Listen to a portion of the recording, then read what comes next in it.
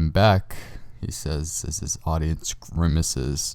Yeah, life got a bit in the way. I've been feeling slightly under the weather as of late. So I do moderately apologize. Welcome to my first What's on My Nexus 6P video. I anticipate that there will be many of these videos to come, since I plan on having this phone for quite a while. I like it quite a lot. Watch my review if you haven't already. I'll of course conveniently leave a link down in the description for your convenience. Did I mention it was convenient? This is my Nexus 6P, 64GB aluminum model. I don't have a case on it at the moment. However, I used a subcase case for the Nexus 6P for my case if I go outside and I need a case. Check the description. I'll have a link to the review of that if you so wish to see that. But yes, I am rooted on Android 6.0.1. I have a custom ROM flashed. It is called Benzo ROM. It is slightly unstable, but the developer is very active, and it's very chock full of features. So that's why I like it, and that's why I've been using it for the past 5 weeks approximately. Okay, yes. So that's it. We'll look at my phone now. This is the lock screen. You'll see that the font is different. This is Helvetica Neue Light, which is probably my favorite font out of anything. I'm a sucker for Helvetica Neue, especially light and ultralight variants of that font, or any font in general. I resent bold fonts. Light fonts are definitely the way to go, of course, modernly speaking. So how did I get this? How did I get this system-wide font? Well, it's not really system-wide. It's not really throughout the entire operating system, but I flashed it in Twerp Recovery. It's a flashable zip. I'll leave a link in the description where you can get it. It's on the Nexus 6P XDA forum. It's slightly reminiscent of iOS, and maybe that's why I like it, because I really like iOS's design language more so than its actual functionality. But I like it, and it reminds me of iOS 7 Beta 1 in particular. They discarded this font with later iterations of iOS, unbeknownst to me as to why, but they decided to, which is great. You might already have a question, and if you do, great, you're inquisitive, and I absolutely love that. Just don't ask any questions in the comments. Only mildly tongue-in-cheek, I think. This is translucent. Translucent what? It's an RRO/layers theme, as in Benzo ROM supports Layers Manager, which allows you to customize or theme the user interface of your device, which is nice, and it transcends just icon theming. Ironically, I don't have my icons themed because I stick to Google Now Launcher, which doesn't support icon theming, and I hope it does soon, but I doubt that happen. If the Google Now Launcher had icon theme support, it'd blow every other launcher out of the water. They could easily run away with best Android launcher if not for that. So why do I like Google Now? Well, I like everything about it except for the fact that it doesn't support icon theming. I like the Google Now search bar. I like this Google the Google Now launch, the Google Now thing itself, and additionally, I just enjoy the convenient app drawer. So if we pop into Layers Manager, you can see that I have a few themes, all of which were downloaded from the App Store, the Google Play Store. So it's not like you have to go out of your way to find like obscure themes on XDA forums or Reddit or something. You can just download them from the Google Play Store. There are several upon several themes that you can choose from, most of which are paid, granted, but there are a few free ones that are nice, like Pitch Black Free, which turns everything black, which is fantastic for AMOLED displays. So Layers Manager is beautiful in that it allows you to just re-theme the entire UX, so it's nice. More than nice, it is one of my favorite things of anything, on Android at least. Layers Manager, highly recommended. I believe you need root access is a requirement, I'm sure. And it was conveniently baked into this ROM. The thing about this particular theme is that it relies heavily on your wallpaper to dictate how your software looks. So as you can see, I have this, what is this called? The Hollow Beam or something, Phase Beam, something like that, live wallpaper. So now it shines through the settings application, the Play Store, etc., etc. So it really allows you to customize your device utterly and totally, and this is something I really enjoy about it.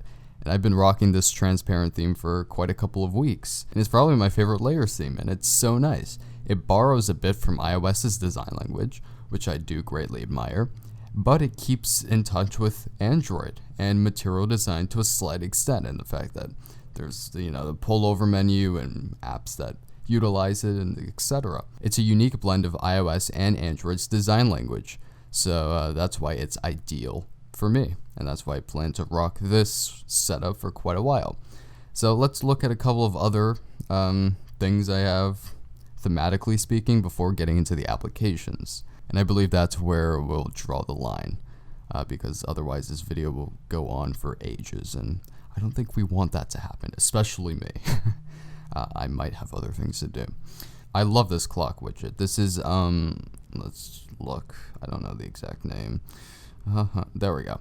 Digital Clock Xperia widget, something like that. You'll find it on the App Store, I'm sure. The Play Store.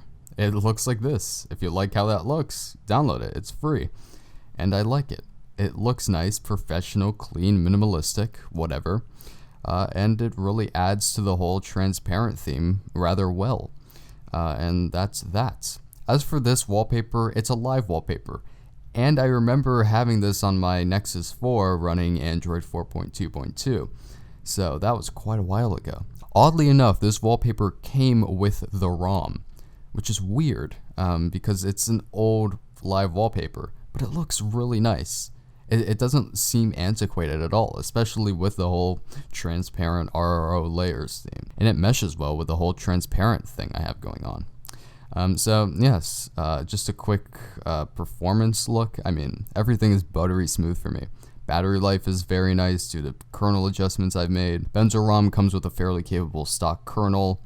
I overclocked my A57 cores to 2.05 gigahertz above the standard 1.96 gigahertz. Of course, resultantly, there's a slight decrease in battery life, but I noticed performance to be utterly smooth. So yeah, smooth. Love Google Now. I can't live without it. That's why I don't use any other launcher. Yeah, of course, being able to customize icons would be nice, but I can't lose Google Now. I need Google Now. I don't need it. I don't need. They're starving children, dude. Okay, that was slightly unnecessary. Okay, so I only have one home screen page, other than Google Now. Well, that is Google Now. It's not a home screen page. I only have one home screen page. These are the applications that I use on a near daily basis. I guess quasi daily basis, as in I use these apps 4 days out of 7 out of any given week. So that's why they're here, and that's why they're on this page. So I have a weather folder. Jesus, I'm such a nerd. I just like looking at weather from various web sources, or weather sources, excuse me. I've grown to prefer AccuWeather now, as they're frighteningly accurate, especially with their MinuteCast forecasts. And for me, that's my preferred weather app and just weather client of choice on desktop and mobile.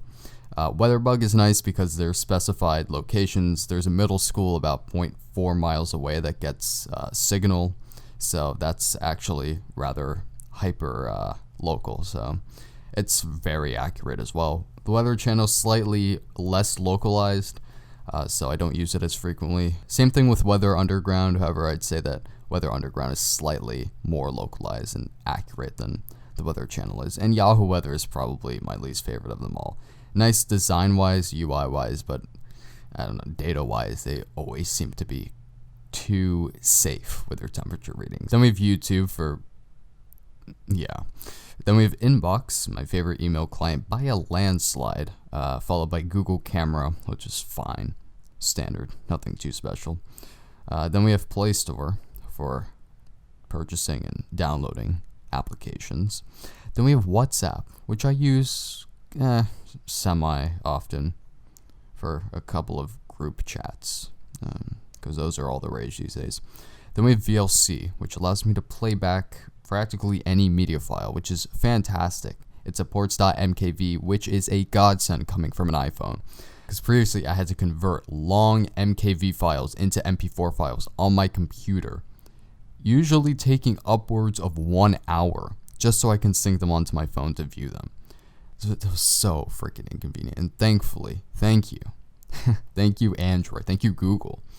That isn't the case anymore. So I can watch media files of any type, on my phone. Who knew? I did. It was one of my main reasons for switching. Then we have Pocket Cast, which is far and away the best podcast app on Android, at least to my knowledge. I only listen to 2 podcasts. One, If I Were You, Jake and Amir. I'm sure most of you know that if you've stuck around. And then Serial. This is embarrassing. Well, not really. I just haven't listened to season 2 of Serial yet. I haven't started season 2. I don't know why it says I've played it. It wants me to start season 2. I listened to season 1, of course. It was a gripping listen, really. I was obsessed with it, actually. Well, borderline obsessed. Wasn't really. Borderline. Let's use that. Borderline obsessed.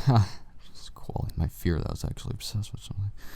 With Serial, season 1 in December of 2014. And then season 2 rolled around a couple months ago, and I still haven't listened to the first episode. I just heard it wasn't as interesting. Therefore, I was sort of discouraged from listening to it. Because I have other things to do with my time, evidently. But I still listen to If I Were You, Jake and Mir. Thoroughly entertaining, funny, etc. As in nothing else, really, that brings to the table. Mediocre advice. That. So, Pocket Cast. It's paid. I think I paid like $3 for it. Maybe 4. No, 3. If it were 4. One of the 2. It was a while. It's probably one of the first apps I bought. Then we have Instagram, followed by Relay Pro, my favorite Reddit client. And then we have settings. Let's go into settings. Let's see what interesting information we have in there. Android 6.0.1, most recent security patch. Don't you just love having a Nexus? What else? Kernel version, blah, blah, blah. Build number. The kernel that I have. It's experimental. Wow. I love living on the edge. It just looks so nice. Really. Reap the benefits of rooting your device. It's endless, boundless. Do it, please. I beg of you. Just a bit. If you don't want to, if you're reluctant, I'm not going to force you. But if you don't, I will be socially obligated to call you out in public. It's my 350-something Twitter followers. Let's see how much storage I have left. Let's see what my storage consists of. I used up 33.47 gigabytes out of 53.67. Most of it is due to music downloads via Google Play Music. I synced my entire music most of my music library up to Google Play Music, and that's great.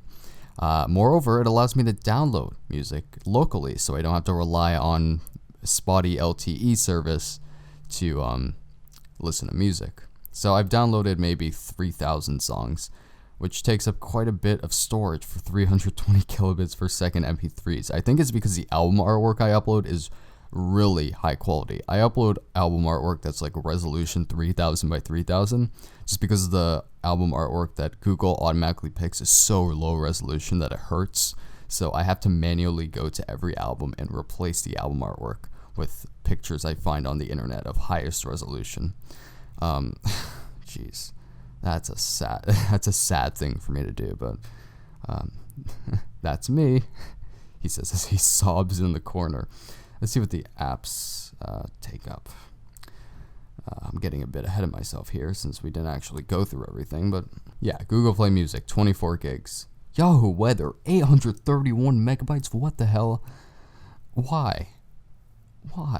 No, off you go. I don't need that. I don't even use you that much. Watch it. Photos, of course. Alright, so most of it, an overwhelming majority of my storage is allocated to Google Play Music, of course, to be expected. That means I could theoretically just sync everything off the cloud or listen to music via LTE connection. And in that case, I'd have like 98% of my storage free, which is nice. I'm glad I didn't go for 128 gig because I was really considering it. Because I was so used to storing FLAC files on my 64 gig iPhone, or ALAC, since it doesn't support. Yeah, you can infer, you have that ability. Luckily, I went for just the right amount. I could have survived on 32 gigs, actually, come to think of it, but, yeah, that's that. We could briefly look at the Benzo extras, but I feel like that should be for another video, or if you're that curious, just flash Benzo. Then we have Twitter. Follow me on Twitter, @EvilNinjas99. I post, quite a few things, I suppose. Also, Instagram, @EvilNinjas99. Everything's @EvilNinjas99, of course. Uniformity is key. I do tweet about a lot of things. I like my Twitter account. I use it often if I want to say something. It's there for me. So if you're interested in what I have to say, follow me on Twitter. That's imperative. If you don't, that's okay. Just go about your life just not following my Twitter account. That's okay. That's an alternate life and a sad life to live. But if you want to do that, more power to you, or less. I don't know. This is my app drawer. AccuWeather, of course. Agent Dash, I like playing. It's one of my... I prefer it to Temple Run just because of the animations, the graphical prowess, and just the fact that it's overall a better game than Temple Run is. Then we have Amazon Underground, which is nice. It allows you to download games like Monument Valley, which costs like $4 usually, for free via Amazon sponsorship. And you don't have to do any of that malarkey like downloading free applications or sponsored apps to get the app. All you have to do is go into Amazon. They have like a place where you can... I'll go into it. I don't know what this is. I don't know why the refresh rate isn't syncing with my phone. I don't know. I think it's because the aperture is wide open. I think that might be the case. It's slightly annoying, but the only way to fix it would be to make the video look bad, I'm sure. So I don't want to do that. It's unique. Let's put it that way. It allows you to go Amazon shopping, which is nice. So it's an all-in-one app. Here, actually free apps of the week. So I could download all these apps that would be, all these. Yeah, all of them. There we go. Not those three. Not just those three. No, not... Okay, let's say I want to download Monument Valley. Sure. Monument Valley. There. In Underground apps. There, it's free instead of $4, and you get all the in-app purchases. All you have to do is download it from their store, and they're cool with it. You just get it for free. So that's great. And all you see is some splash screen when you first launch it that says Amazon Underground. Yeah, it's a bit unappealing, but still, it's free, all in all. So all you have to do is download Amazon Underground. Just Google it, and you'll find your way. It's nice. Really nice. It's really nice of them to do that. Just make your Kindles better. I mean, really, what's with the low pixel density displays on your new stuff? Just make them a bit more expensive so they don't have to be so cheap, as in cheaply made. Android Pay. I don't use it. Antutu, of course, for benchmarking. Aptoid allows you to get pirated apps. It's fine. It's slightly inconvenient, so that's why I don't really use it. I have all these pirating app solutions, but I don't use them. So it's as if I'm just falsely advertising myself as a pro piracy guy.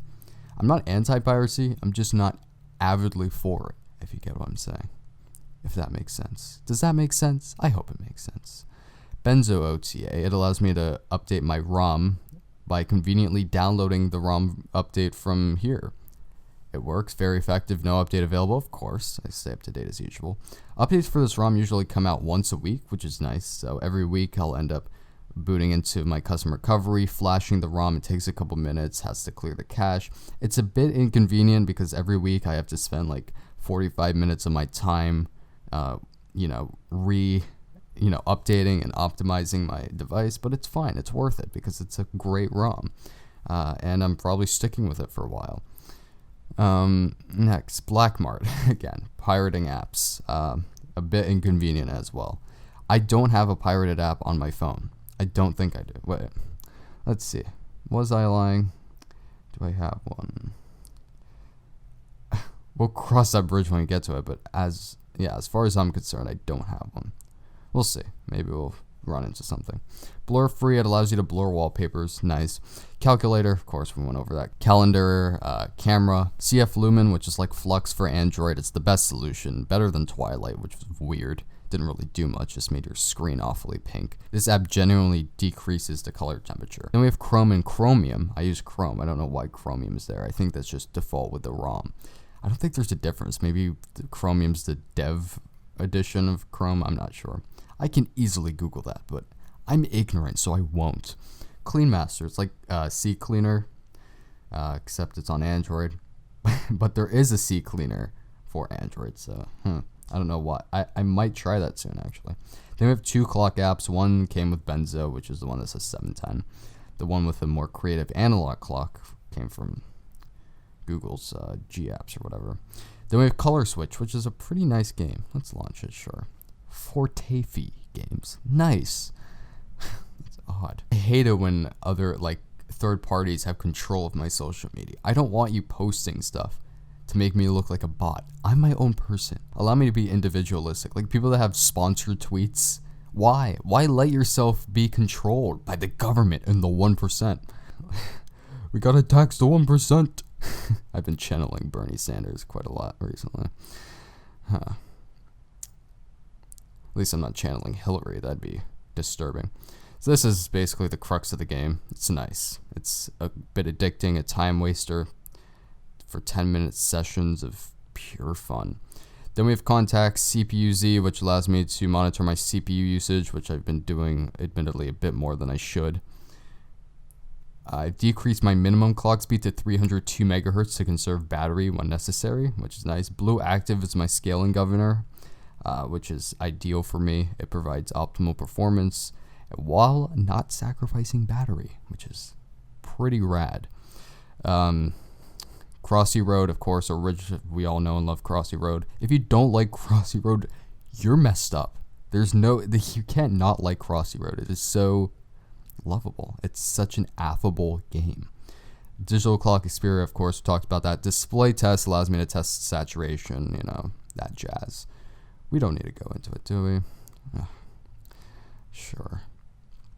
I use this quite a bit when showing off the AMOLED display. Oh, those nice blacks.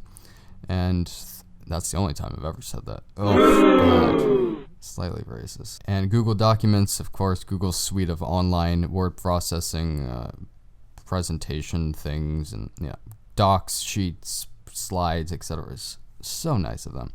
Then we have Documents, basically just to view my downloads. Then we have Dolby Atmos, which I don't use at all.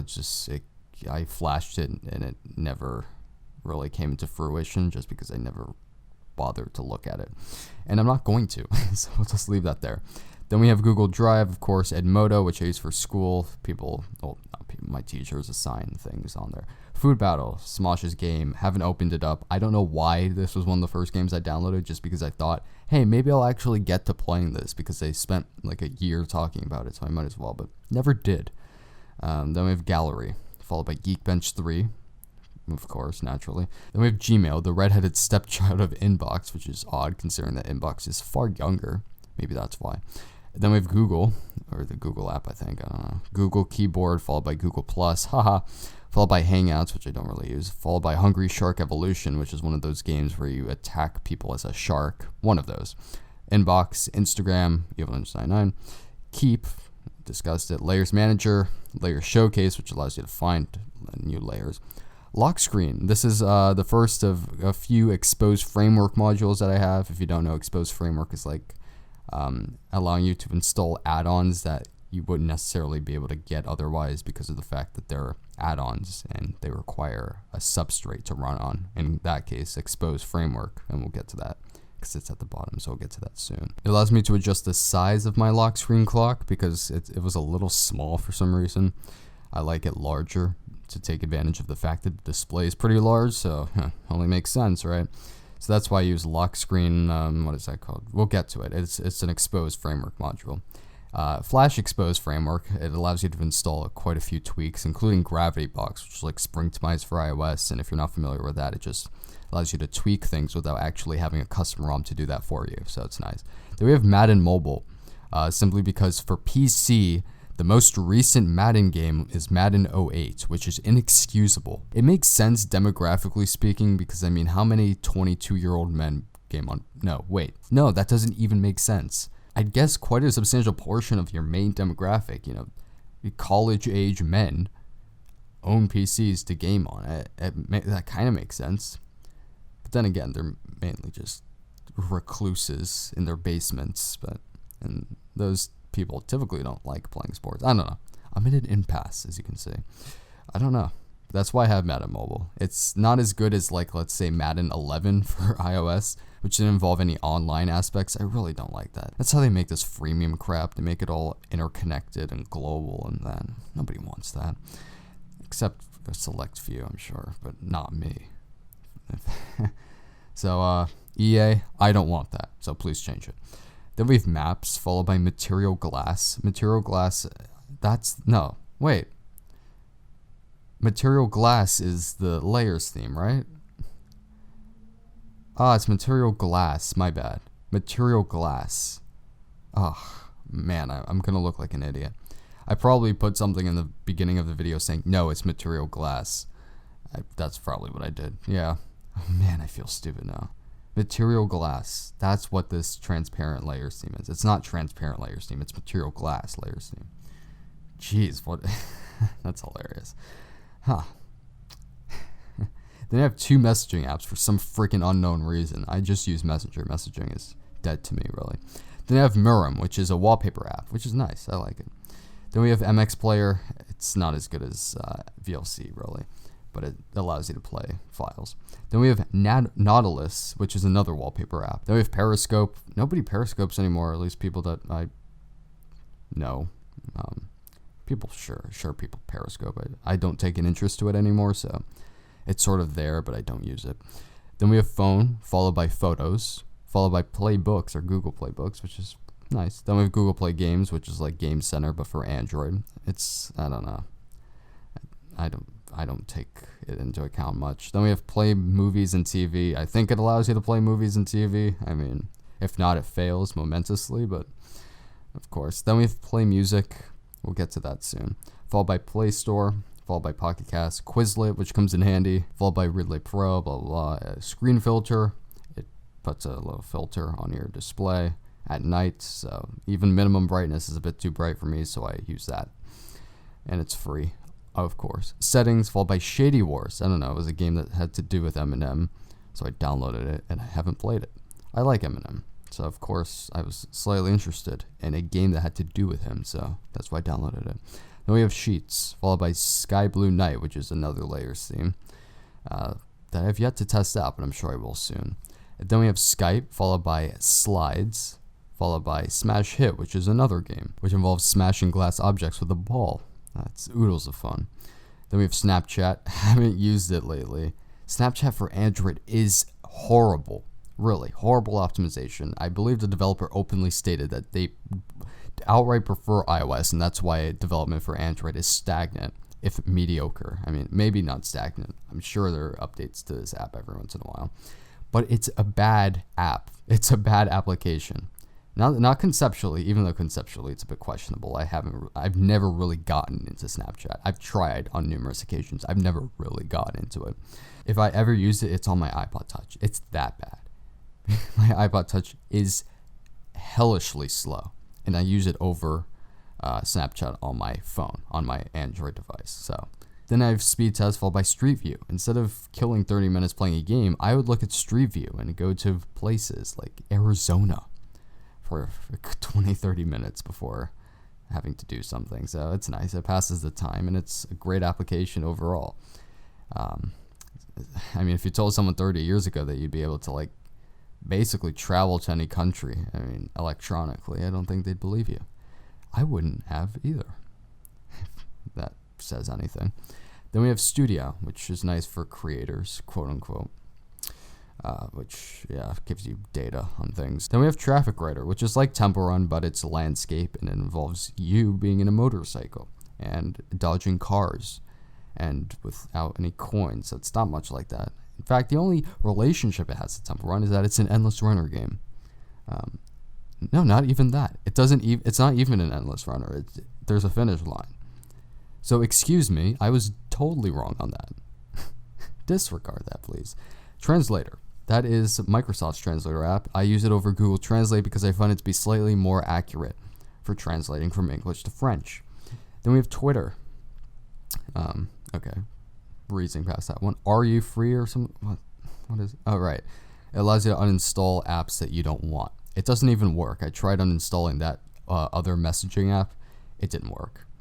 So, you suck. Then we have Videoder, which allows you to download videos in 1080p. I'm looking at you, YouTube Red. Seriously, 720p max download, really? For $10 a month? Jeez. Viper for Android. I rely on this so heavily when listening to things. It really improves the audio quality of your headphones. I use pretty cheap headphones that are remarkable given their price, and these make them sound really good. Nexus XP, as you know if you've watched my review, has very, very mediocre sound output, and this helps immensely with it. And it does it to the point where I usually, when using earbuds, would rather listen to music on my phone than I would my laptop, just because the EQ settings are so customizable, and it really does wonders to audio output quality. Now, it doesn't really remove this. Now, unfortunately, static is still noticeable since, oh jeez, you're so good, Nexus XP, but oh my god, your audio output is like unforgivably horrible. Then we have VLC, of course, Wallmax and Walloid are two wallpaper applications. Totally love those, of course. You know me with wallpaper applications, I don't know myself, frankly, either, so I wouldn't expect you to answer that positively. Weatherbug, WhatsApp, XGPM, which is an exposed framework module, YouTube, and then Expose Installer. You basically install Expose Installer by flashing it via your custom recovery, which is what you usually do to install things on a rooted device. The modules I have, XGPM, this allows me to tweak the layout of Google Play Music. As you can see in the application here, it is on my, here, there we go. It allows me to adjust settings. So, there. What else? No. There we go. Lock screen mods, of course, works for Lollipop and Marshmallow. Mods for lock screen clock. YouTube Add Away removes ads on YouTube, and YouTube background playback allows me to view YouTube videos in the background without having YouTube Red, as I don't anymore. So yes, you could probably find a module for anything you like, any gripe you have.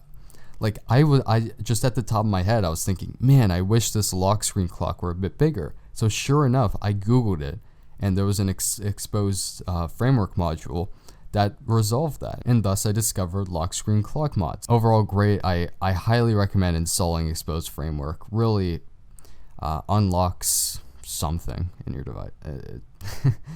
I was about to do a sales pitch, but I'm too exhausted to do that. This was a pretty long video. To top it all off, let's look at Google Play Music. So I have downloaded only enabled, so it only shows like 30% of my music library, which is fine. This is my recent activity if you're interested. I've been listening to a bit of Joy Division, Carly Rae Jepsen, Björk, Always, Joni Mitchell, with quite a smorgasbord of other artists, of course. Well, and The Strokes, apparently. I don't recall listening to this, but yeah, Google Play Music has been working for me. I love the fact that I can upload my music library, my iTunes library, to the cloud to play at any time. And that's probably the primary reason I'm staying with this. Now, I did get Shuttle, which, if you're not aware, is probably the best music app for playing like offline files or files you have locally.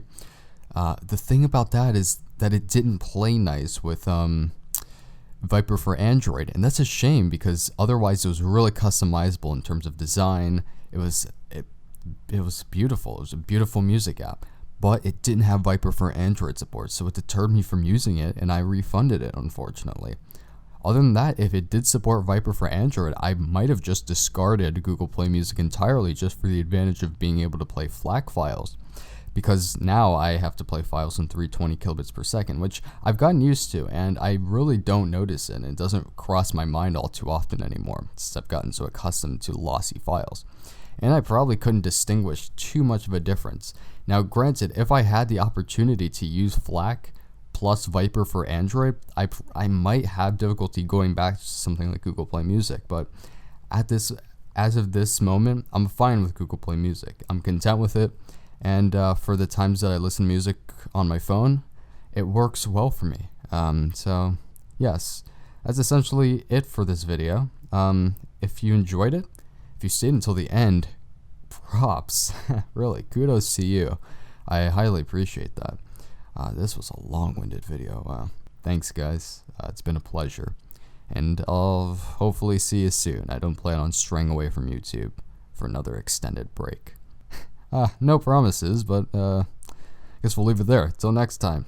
Later.